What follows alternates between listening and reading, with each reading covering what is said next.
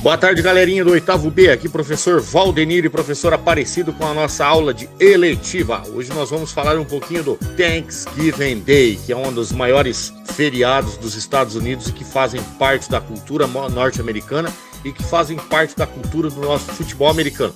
Então vamos lá! Olá, Valdenir, olá, galerinha! O Thanksgiving Day é celebrado na quarta quinta-feira do mês de novembro. O Thanksgiving Day, Dia de Ação de Graças, é um dos feriados mais tradicionais dos Estados Unidos. E para os amantes de esporte na terra do Tio Sam, uma das maiores tradições desta data tão importante é a overdose de futebol americano. São mais de 9 horas ininterruptas de partidas da Liga Nacional da modalidade. A pergunta é, como surgiu o Thanksgiving? Tudo começou no ano de 1620, quando um grupo de ingleses decidiu ir para os Estados Unidos para começar uma nova vida. Eles chegaram à região de Massachusetts e fundaram a vila de Plymouth. Porém, o primeiro inverno dos peregrinos na região foi extremamente rigoroso, levando metade do grupo à morte. Os índios que moravam na região decidiram ajudá-los, oferecendo suprimentos e ensinando esses ingleses a plantar e caçar. A primeira colheita com a ajuda dos nativos foi um sucesso. Então eles decidiram agradecer os índios fazendo um grande banquete que durou 3 dias. Essa aliança entre os dois povos ficou marcada na história e foi considerada um exemplo de união. Durante muitos anos, o Thanksgiving foi comemorado entre as famílias, mas no ano de 1863, o presidente Abraham Lincoln declarou que a quarta quinta-feira do mês de novembro seria oficialmente o feriado do Dia Nacional de Ação de Graças. Vamos falar de Thanksgiving Day Games, os jogos do Dia de Ação de Graças. Essa tradição começou no ano de 1829 na cidade de Filadélfia, na Pensilvânia. No dia 17 de novembro daquele ano, o jornal Evening Telegraph publicou o seguinte anúncio: